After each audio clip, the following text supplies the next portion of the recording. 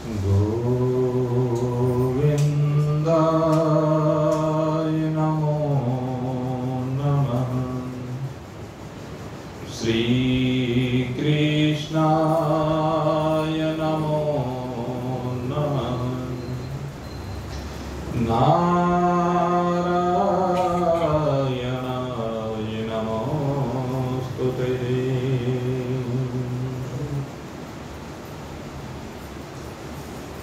उपस्थित भाग्यवान भगवत प्रेमी सज्जन वृत्त, कल आपके सामने जो चर्चा की गई थी, उस चर्चा में विषय रखा गया था कि किस प्रकार से परमात्मा अव्यक्त से व्यक्त होते हैं और फिर से अव्यक्त हो जाते हैं। अवतार के संदर्भ को लेकर के ये चर्चा आपके सामने की गई। जिस समय भगवान अवतार लेते हैं तो व्यक्त रूप उनका वह होता है, लेकिन जिस समय व्यक्त होते हैं उस समय भी वह वास्तव में अव्यक्त ही रहते हैं। और जहां तक बात है इस संसार के प्राणियों की, तो वह भी अव्यक्त से ही प्रकट होते हैं, बीच में व्यक्त होते हैं। अव्यक्तादि भूतानि व्यक्त मध्यानि भात, बीच बीच में वो दिखते हैं फिर अव्यक्त में समा जाते हैं। व्यक्त होने से पूर्व का और अव्यक्त जब होते हैं, यानी व्यक्त के बाद का, उसका ज्ञान तो किसी को होता नहीं। लेकिन एक बात जो सदा ही रहती है वो है अव्यक्त की वास्तविकता। व्यक्त होते हुए भी अव्यक्त की वास्तविकता ज्ञानी भक्त के सन्मुख वो छिपी नहीं रहती है। किसके सामने छिपी रहती है? कहते जो अज्ञानी है, मूढ़ है, उस मूढ़ के सन्मुख भगवान की वास्तविकता प्रकट नहीं होती। भगवान कहते हैं नाहं प्रकाशः सर्वस्य, कहते मैं सबके सामने प्रकाशित नहीं होता है, सबके सामने व्यक्त नहीं होता, सबके सामने प्रकट नहीं होता, सबको दिखता नहीं, होते हुए भी नहीं दिखता। नाहं प्रकाशः सर्वस्य। और उसका कारण क्या है? भगवान सबके सामने प्रकट क्यों नहीं होते हैं? कहते योग माया समावृतः, क्योंकि योग माया का एक ऐसा पर्दा पड़ा हुआ है जिस पर्दे के कारण से अज्ञानी मूढ़ पुरुष उस परमात्मा को नहीं देख पाता है, सन्मुख होते हुए भी नहीं देख पाता। यद्यपि भगवान ने कहा सन्मुख हो ये जीव मोह जब भी जन्म कोटि अगर ना से ही तब ही। जब भगवान सम्मुख होते हैं तो उसके करोड़ों जन्मों के पाप निवृत्त हो जाते हैं और जीव परमात्मा को जान लेता है सम्मुख होते हैं। लेकिन पाप किसके नष्ट होते हैं? जो पाप को नष्ट करना चाहता है, जो पापों को बढ़ाना ही चाहता है, उसके पाप कैसे नष्ट हो जाएंगे?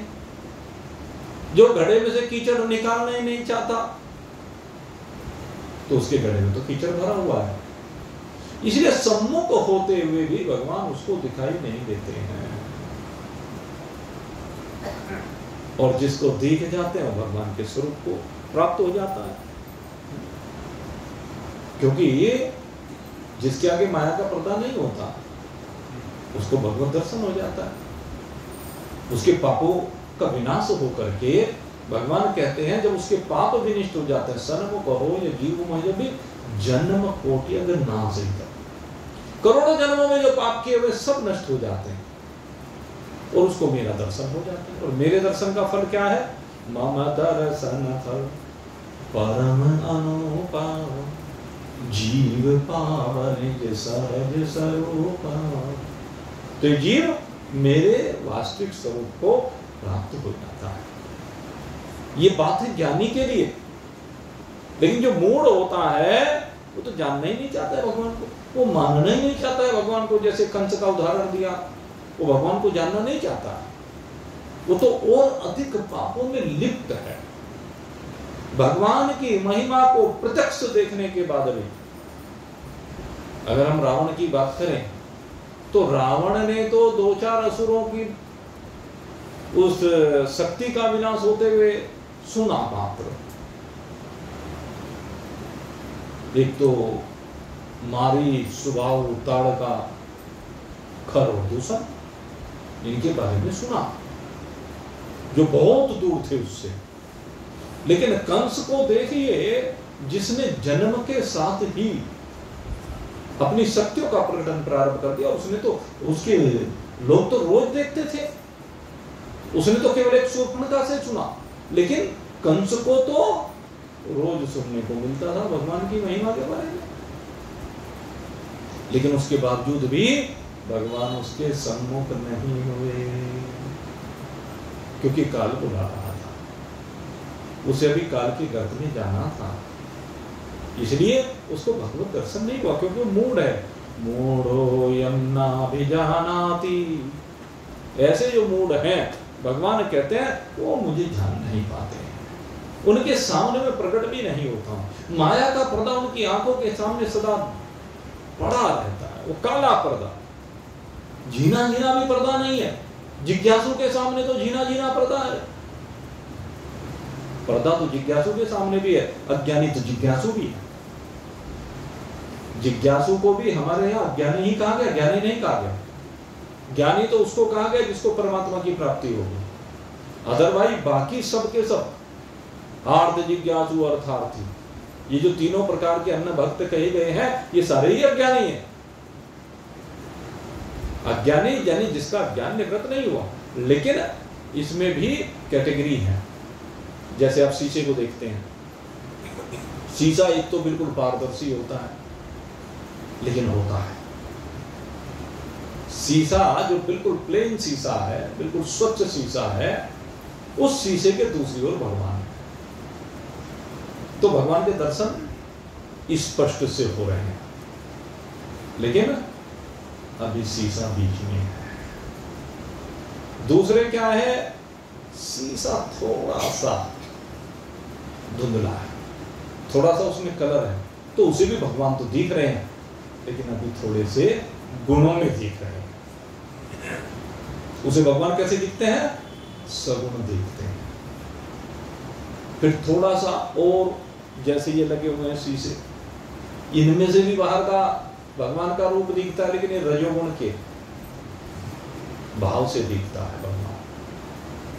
फिर कहते हैं कि इसमें आप काले शीशे लगा दीजिए, काले शीशे पर भगवान की फिर छाया सी तो उसको भी दिखती है, लेकिन उस काली छाया में वो समझ नहीं पाता कि भगवान है। रजोगुण के पर्दे से देखने पर भी उसे थोड़ा सा आभास होने लगता है कि कोई महान पुरुष है, या कह लीजिए या कोई शक्ति है वो। और सतोगुण के शीशे से तो जब देखता है तो बिल्कुल कहता है तो भगवान है। निर्गुणता के शीशे में जब देखता है तो उसे प्रत्यक्ष हो जाते हैं। तो ये काला पर्दा जिनकी आंखों में आगे पड़ा हुआ है, उनके लिए भगवान कहते हैं मूढ़ो यम नाभिजानाति। वो मूढ़ नहीं जान पाते। क्या नहीं जान पाते? कहते मेरी वास्तविकता को, मेरी स्वरूप को। लोको मामजम अव्ययम। वो क्या नहीं जानते? कहते कि मैं कैसा हूं। भगवान अपने बारे में बताते हैं, कहते मैं अज हूं, अजन्मा हूं, अमरना हूं, अव्यय हूं। मैं अजर, अमर, अविनाशी हूं, जो जर जर नहीं होता कभी, जिसका कभी जन्म नहीं होता, सदा एक रस जो रहता है, कहते मेरी एक रास्ता को वो नहीं जानते, मेरी अजरता अमरता अविनाशिता को नहीं जानते। वो समझते हैं कि जिस प्रकार से अन्य प्राणी प्रकट हुए हैं अवतार काल में मैं भी ऐसे ही प्रकट हुआ हूं, वही समझते हैं। भगवान कृष्ण को भी साधारण प्राणी की भांति ही वो समझते हैं, भगवान राम को भी साधारण प्राणी की भांति वो समझते हैं। वो भगवान नहीं मानते। जैसे कांग्रेस वालों ने कह दिया राम काल्पनिक है, एक वाल्मीकि जी ने उपन्यास लिख दिया, रामायण को उपन्यास बताते हैं, धूर्त कहेंगे, मूर्ख कहेंगे। यही तो मूर्खी को तो कहा मूढ़ो यो नाभि जानाति, ये मूर्ख नहीं जानते क्योंकि उनकी श्रद्धा नहीं, उनका विश्वास नहीं, उनका प्रेम नहीं। तो भगवान इनसे ही प्रकट होते हैं, भगवान अपने स्वरूप को इनसे छिपा लेते हैं। सैकड़ों बार कोई इनको निमंत्रण दे, लेकिन इनके भाग्य के दरवाजे बंद हो जाते हैं। निमंत्रण मिलने के बावजूद ये भगवान के दर्शन से वंचित रह जाते हैं, भगवान इनको दर्शन देते नहीं। कहते जो मूढ़ हैं मैं उनसे दूर ही अच्छा हूं, इन काले कारनामे करने वालों से दूर ही अच्छा हूं।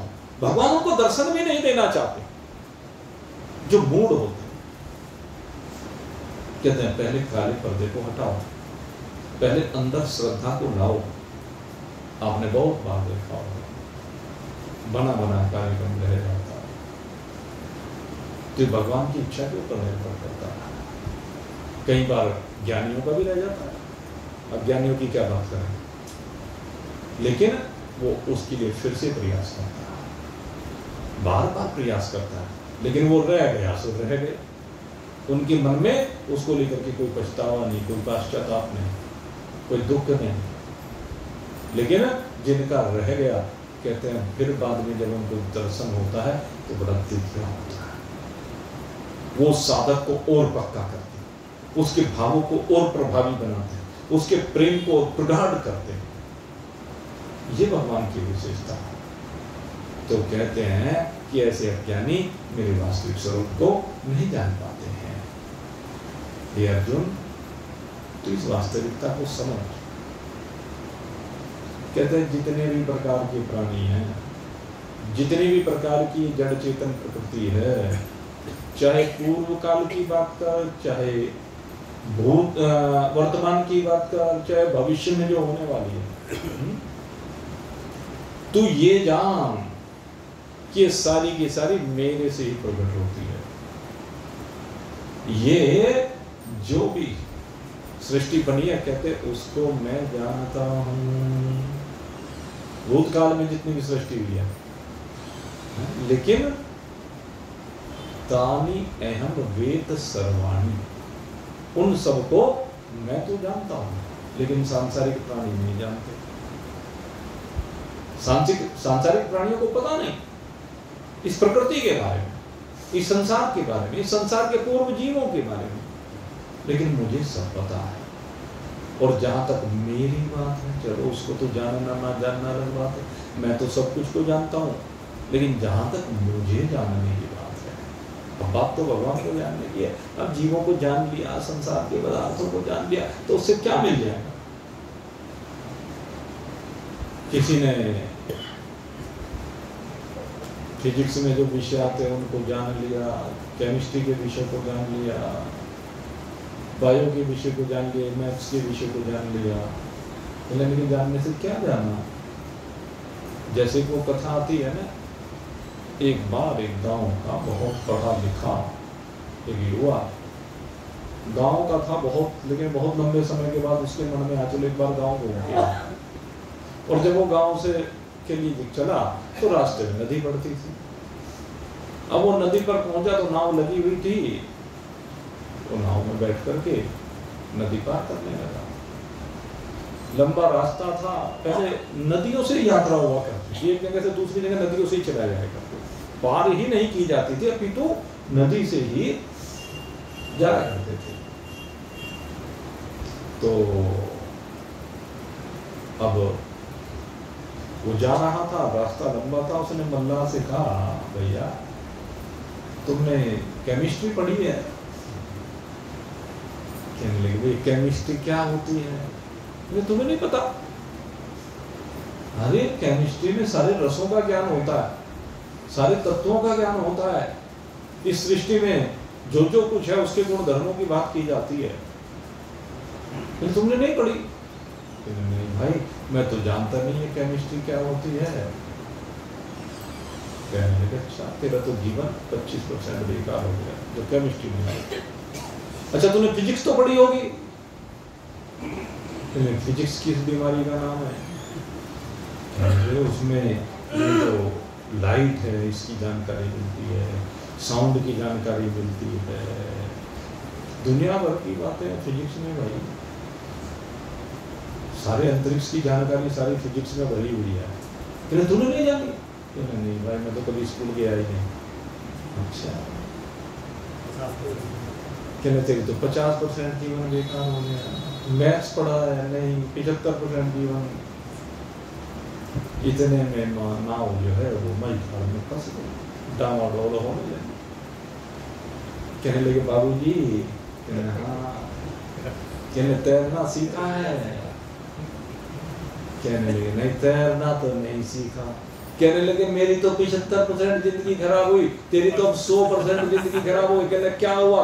कहने नाव मझधार में फंस गई है, जिसको तैरना आता है वो नदी के पार चला जाएगा, और जिसको तैरना नहीं आता वो अपनी फिजिक्स केमिस्ट्री मैथमेटिक्स को लेकर के इसमें डूब जाएगा। सारे गुणनशील हैं। और कह करके मल्लाह तो अपना नदी में कूद के पार हो गया और नाव मझधार में फंसी, वो डूब गई। तो भाई बात क्या है? तुमने सब कुछ जान लिया संसार में, कुछ नहीं मिलने वाला। भगवान कहते हैं अगर इस शरीर को पाकर के एक मुझे नहीं जाना, चेत वेदी दत्सप्तवती न चेत वेदी महती विनष्टि। अगर इस शरीर को पाकर के तुमने अपने आप को जान लिया, परमात्मा को जान लिया, तब तो सब कुछ को जान लिया। और अगर यदि परमात्मा को नहीं जाना तो तुम्हारा सारा जीवन व्यर्थ चला गया। वेदाहम समतीतानि वर्तमानानि च अर्जुन भविष्यानि च भूतानि माम तु वेद न कश्चन। इसलिए हे अर्जुन, मुझे जानना है। और किस रूप में जानना है? वासुदेवः सर्वमिति। कहला सर्वत्र एक वासुदेव, भूत भविष्य वर्तमान जो भी कुछ है उस सब में वासुदेव की सत्ता है। वासुदेव से अलग और कुछ भी नहीं है। और हे अर्जुन, ये ना जानने के पीछे कारण क्या है? जो मूढ़ व्यक्ति हैं वे क्यों भगवान को नहीं जान पाते हैं? तो आज भगवान उसका कारण बता रहे हैं। इस मंत्र में कारण के ऊपर चर्चा की गई।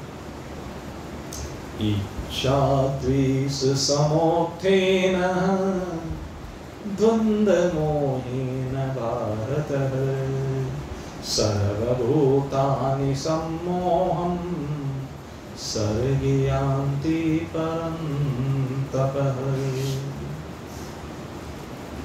कहते हैं परमात्मा को ना जानने में सबसे बड़ा कारण है, समझ लेना भाई। क्योंकि ये कारण जो है ना सबका है, जो उनसे जिज्ञासु भी साधक भी लगे हुए हैं और परमात्मा को नहीं जान पा रहे हैं, उसके पीछे कारण बता रहे हैं। इस बात को खूब अच्छी तरह से अब समझ लेना। कहते हैं इसके पीछे जो कारण है द्वंद्व है। द्वंद्व है नहीं है, ये द्वंद्व है। ऐसा है वैसा है, ये द्वंद्व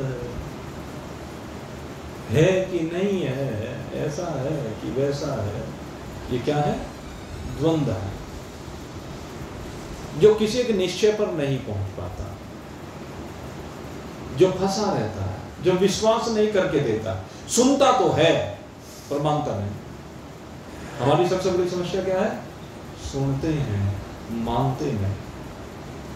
और ना मानने के पीछे कारण क्या है? तो 2 कारण बताए, इच्छा और द्वेष। कामनाएं, चाहते, वासनाएं, और सबसे बड़ा कारण मैं तो द्वेष मानता हूं।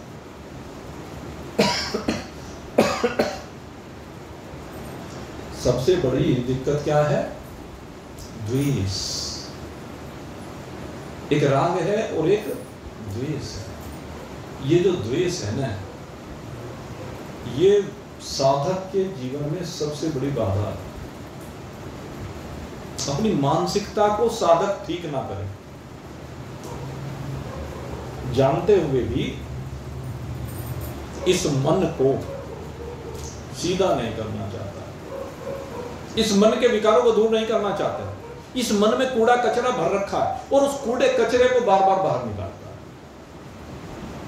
जैसे निकालना चाहिए वैसे नहीं निकालता है, द्वेष के रूप में निकालता है, क्रोध के रूप में निकालता है, आवेग के रूप में निकालता है, अवहेलना के रूप में निकालता है, तिरस्कार के रूप में निकालता है, दूसरे को प्रताड़ित करता है। ये है कूड़ा कचरा। जबकि आवश्यकता यह है कि अंदर जो भरा हुआ है उसे जला करके दग्ध किया जाए, उसकी राख बना दी जाए। आप देखिए कूड़े का कितना बड़ा ढेर होता है, लेकिन अगर उसमें अग्नि लगा दी जाए तो राख कितनी सी होती है? जरा सी राख रह जाती है। जैसे इस शरीर को जब अग्नि को समर्पित किया जाता है तो कहते क्या बचा? 2 मुट्ठी राख। इतना बड़ा शरीर 2 मुट्ठी राख, यही तो बचता है, इसके अलावा कुछ नहीं बचता है। तो आग लगाने की जरूरत है। जो तुम्हारे अंदर, तुम्हारे इस मन में, इस खोपड़ी में कपड़ा भरा पड़ा है, दूसरे के प्रति द्वेष भरा पड़ा है, जो भी तुम्हारे संपर्क में आए उनके प्रति द्वेष भरा हुआ है, उसमें तुम्हारे अपने ज्यादा हैं, पराये कम है। द्वेष जो भरा है वो अपनों के प्रति भरा हुआ है, जिसे अपना कहते हैं उसके प्रति भरा हुआ है मन में द्वेष। उस कूड़े में आग लगाओ, उस कचरे में आग लगाओ, और फिर क्या बचेगा? राख मात्र बचेगी। और राख क्या होती है? हवा का झोंका आता है, उड़ जाती है, जरा सा पानी बरसता है, बह जाती है। तो अपने भाव को ठीक कीजिए, नियंत्रण करना सीखिए भाव पर। ये जो आवेग आता है ना, इस पर नियंत्रण करना सीखना पड़ेगा। और नियंत्रण करना कब आएगा? जब त्याग की भावना होगी। त्यागात शांतिरनंतरम। जब तक अपने अंदर त्याग की भावना नहीं आएगी तब तक ये कूड़ा कचरा बहेगा। इसलिए भगवान कह रहे हैं, ये अर्जुन, ये राग और द्वेष जो है, इनके कारण से जो द्वंद्व होता है, उस द्वंद्व के कारण से सारे प्राणी मोहित हो रहे हैं। और उसी मोहित के होने के कारण, उसी मूढ़ता के कारण, उसी मोह के कारण से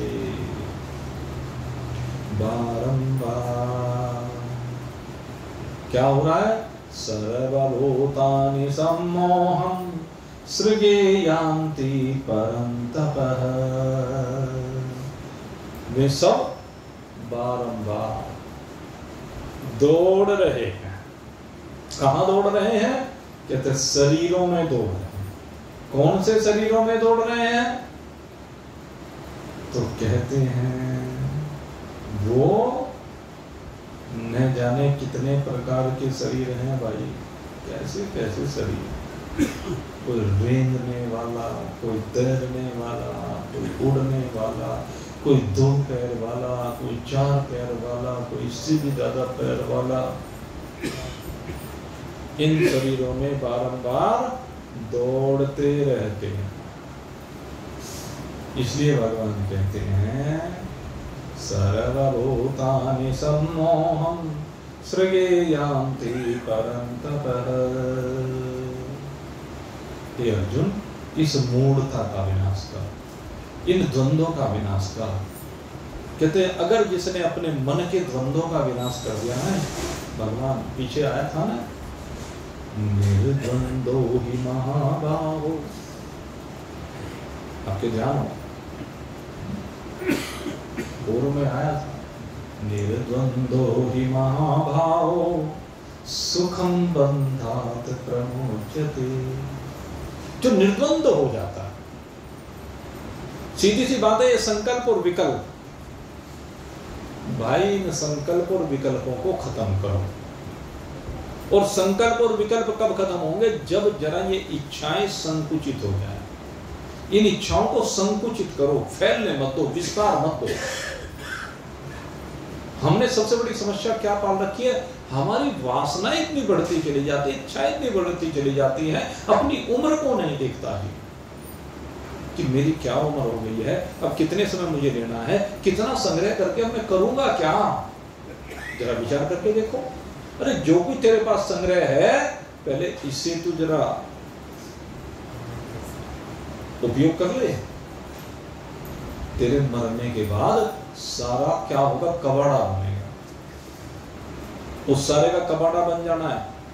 तेरे अपने बच्चे तेरे कपड़ों को नहीं पहन सकते हैं, हाँ तेरे जेवर को जरूर ठिकाने लगा देंगे, तेरे धन को जरूर ठिकाने लगा देंगे, तेरे मकान को जरूर ठिकाने लगा देंगे, लेकिन तेरी घर की जो सामग्री है सारी कूड़े में जाएगी, बता देते हैं। जिस सैया पे तू सोता है उसी को बाहर निकाल देते हैं, कहने ले जाएगा उठा के को। वैसे अब सैया रही नहीं, अब तो बैठ आ गए हैं। वो पुरानी प्राचीन परंपरा है ना हमारी, उल्टी करके खाट को उल्टी कर देते हैं। गया, कट गई रात, सारे घर को सरा के रखा हुआ था, छूटा पिंड। इसलिए अरे काहे को इस मोह के वशीभूत होकर के तू दूसरे से द्वेष कर रहा है। इस द्वेष के भाव का त्याग कर तो तेरे सारे द्वंद मिट जाएंगे। और अपनों से द्वेष को बंद कर, जिनको तू अपने संबंधी कहता, अपने परिजन स्वजन कहता, मेरे मित्र, उनके प्रति तो तेरी द्वेष की भावना बनी, उसको जरा समाप्त कर। और फिर दे, ये जो जन्म मरण के चक्र में तू पड़ रहा है, बार बार एक शरीर से दूसरे शरीर में जा रहा है, वो सब आवागमन मिट जाएगा। भगवान कहते हैं ये शाम त्वंतगतम पापम, ध्यान करना, कहते हैं जिन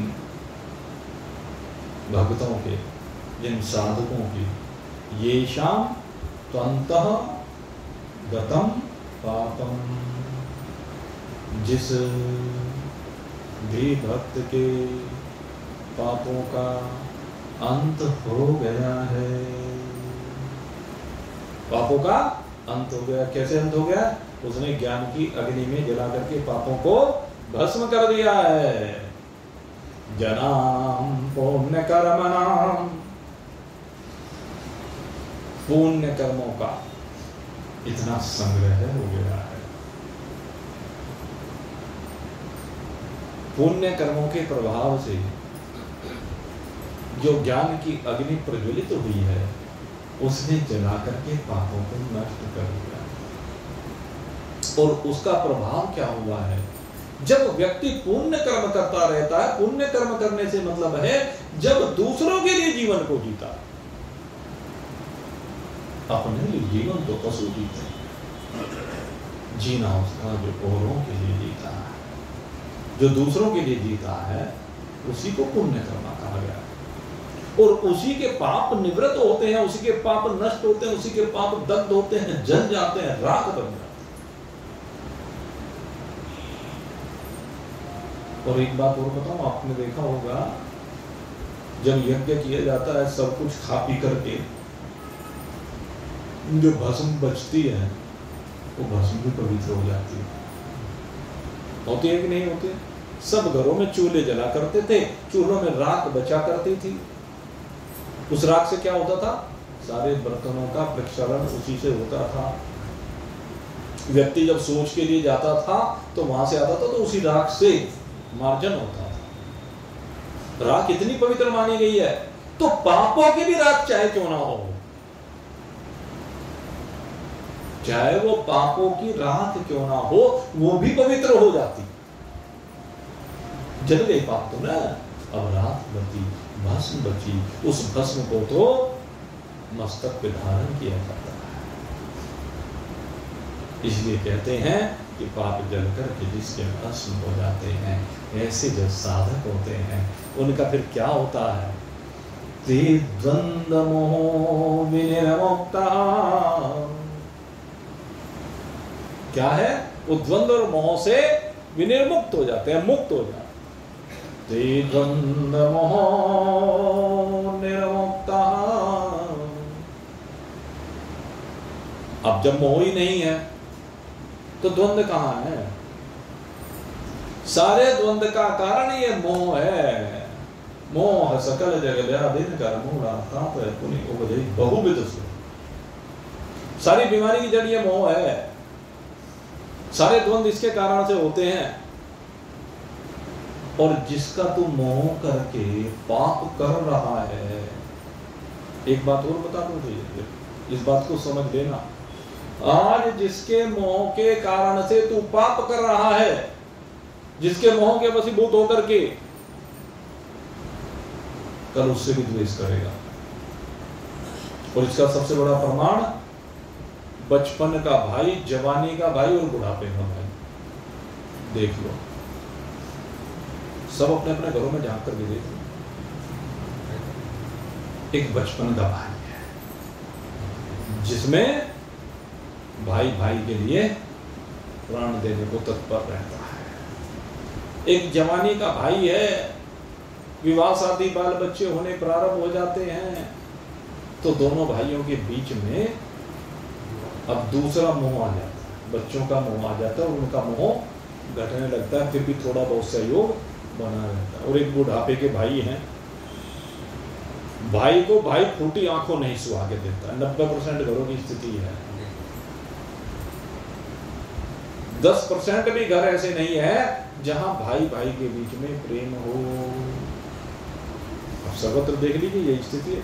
तो यही मैं कह रहा हूं, जिसके मोह के कारण तूने पाप किए थे वही आगे द्वेष का कारण बन रहा है।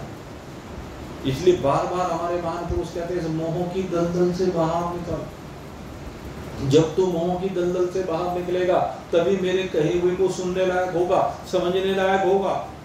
और जब तक मोह की दलदल में फंसा रहेगा तब तक न सुनने लायक होगा न कहने लायक होगा। कर्म के चक्र में फंसा रहेगा और उसमें क्या होगा? बारंबार जन्म होगा, बारंबार मरण होगा कर्मों के अधीन। क्योंकि शास्त्र का नियम है। क्या नियम है? जैसी करनी वैसी भरनी।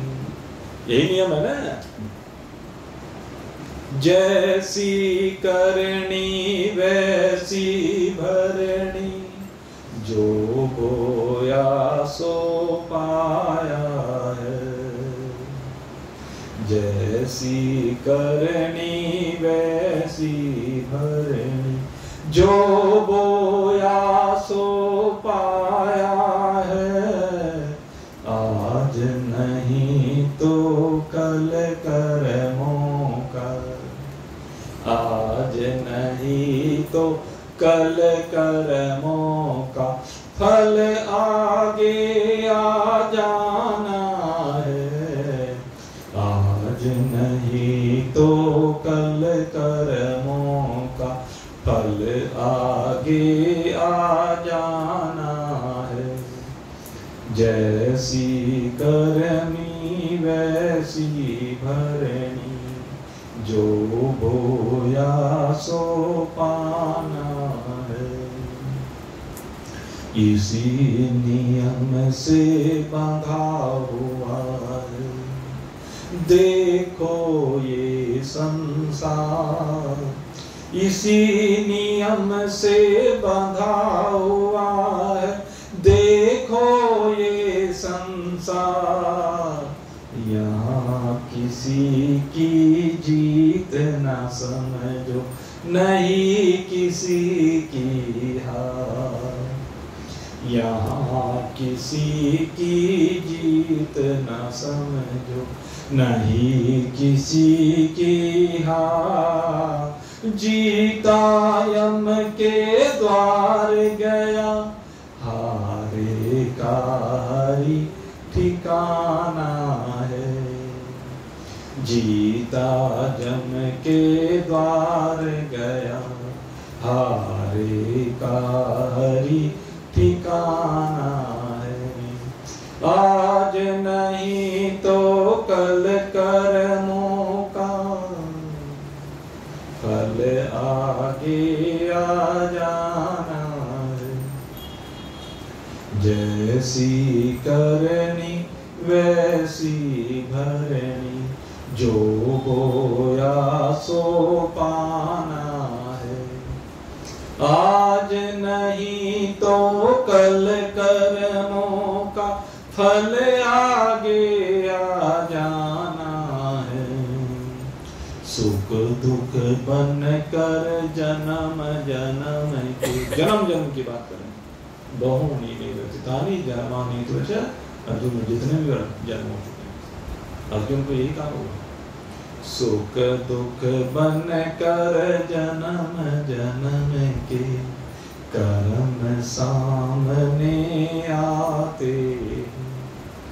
सुख दुख बन कर जन्म जन्म के कर्म सामने आते हैं। धूप छाँव की तरह हमारे, धूप छाँव की तरह हमारे जीवन में छा जाते हैं। धूप छाँव की तरह हमारे जीवन में छा जाते हैं। स्वयं हमको अपने कर्मों से अपना भाग्य बनाना है। स्वयं हमको अपने कर्मों से अपना भाग्य बनाना है। आज नहीं तो कल कर्मों का फल आगे आ जाना है। जैसी करनी वैसी भरनी, जो बोया सो पाना है। आज नहीं तो कल कर्मों का फल आगे आ जाना है। इसलिए यहाँ गुमान नहीं करना। गुमान मत कर, किस किस चीज का समझ लेना। यहाँ गुमान नहीं करना। धन धाम रतन धन जीवन का, धन धाम रतन धन जीवन, कहते हैं इनका गुमान मत कर, अभिमान मत कर, अहंकार से संयुक्त मत रहे। इसलिए क्यों गड़बड़ हो जाएगी। यहाँ गुमान नहीं करना। धन धाम रतन धन जीवन का, क्या राख बनेगी यह धन। ये काया राख बनेगी यह। ये जो काया है क्या होगी, भस्मांतम शरीर, आत्मा तो काया राख बनेगी यह। धन काम करेगा ईंधन का, तेरा धन ईंधन का काम करेगा और उस ईंधन में ये काया जल करके राख बनेगी। काया राख बनेगी यह। धन काम करेगा ईंधन का। जो कुछ देख रहे हैं हम, इन सब में परिवर्तन आ जाना है। जो कुछ देख रहे हैं हम, इन सब में परिवर्तन आ जाना है। आज नहीं तो कल कर्मों का फल आगे आ जाना है। जैसी करनी वैसी भरनी, जो बोया सो पाना है। आज नहीं तो कल कर्मों का फल आगे आ जाना है। इसलिए कहते हैं जग में कुछ करने से पहले भले बुरे का विचार करो। जग में कुछ करने से पहले भले बुरे का विचार करो। उसको ही अपनाओ जिसको, उसको ही अपनाओ जिसको अंतःकरण करे स्वीकार। उसको ही अपनाओ जिसको अंतःकरण करे स्वीकार। उन संतों के संग रहो। ये सबसे बड़ा सूत्र होता है, इससे बड़ा कोई सूत्र नहीं। उन संतों के संग रहो जिसने परम तत्व पहचाना है। उन संतों के संग रहो जिसने परम तत्व पहचाना है। आज नहीं तो कल कर्मों का फल आगे आ जाना है। फल आगे आ जाना है। जैसी करनी वैसी भरनी, जो बोया सो पाना है। आज नहीं तो कल कर्मों का फल आगे आ जाना है। भाई सब कुछ कहते कर्मों के अधीन। इसलिए भगवान कहते हैं कि हे अर्जुन मुझे जानो। जो कहते हैं इन दुखों से मुक्ति पाना चाहता है, जो जन्म मरण के चक्र से मुक्ति पाना चाहता है, उन्हें मुझे जानना चाहिए। जरा मरण मोक्षाय ममाश्रित्य यतन्ति ये, ते ब्रह्म तद्विदु कृतस्न मध्यात्मं कर्म च अखिलम्। कहते जो इन सबसे मुक्ति पाना चाहता है उन्हें मेरा आश्रय लेना चाहिए और मेरा आश्रय लेकर के उस ब्रह्म को, संपूर्ण अध्यात्म को, संपूर्ण कर्मों को जानना चाहिए। और इनके साथ साथ साधिभूतादिदेवं मां साधियज्ञं च ये विदुः प्रयाण कालेऽपि च मां ते विदुर्योगचेतसः। कहते इसके साथ साथ अधिभूत, अधिदेव, अधियज्ञ के सहित जो मुझे जान जाते हैं, और ऐसे व्यक्ति जो इन सब को जानते हैं, ब्रह्म को जानते हैं, अध्यात्म को जानते हैं, कर्म को जानते हैं, अधिदेव, अधिभूत और अधियज्ञ को जानते हैं। तो कहते हैं जब अंत काल आता है तो उस अंत काल में वे मुझे ही जानते हैं, मुझे ही प्राप्त करते। ये अर्जुन इसलिए मुझे जानना। और यहीं पर इस मंत्र के साथ ही भगवान ने आप इस सप्तम अध्याय को विश्राम दिया है। ये 7वां अध्याय बड़ा ही दिव्य अध्याय रहा है। इसमें भगवान ने अपनी समग्रता का ज्ञान हमें प्रदान किया है। इसमें भगवान ने बड़े रहस्य खोले हैं। और जो अगला अध्याय भगवान ने जो यहाँ पर बताया कि मुझे अधिदेव, अधिभूत, अधियज्ञ, कर्म और अध्यात्म और ब्रह्म, 6 बातें कहते हैं। 6 को जानना और 7वीं बात के प्रयाण काले, प्रयाण काल में जो इस बात को जान जाता है, समझ जाता है, वो मुक्त हो जाता है।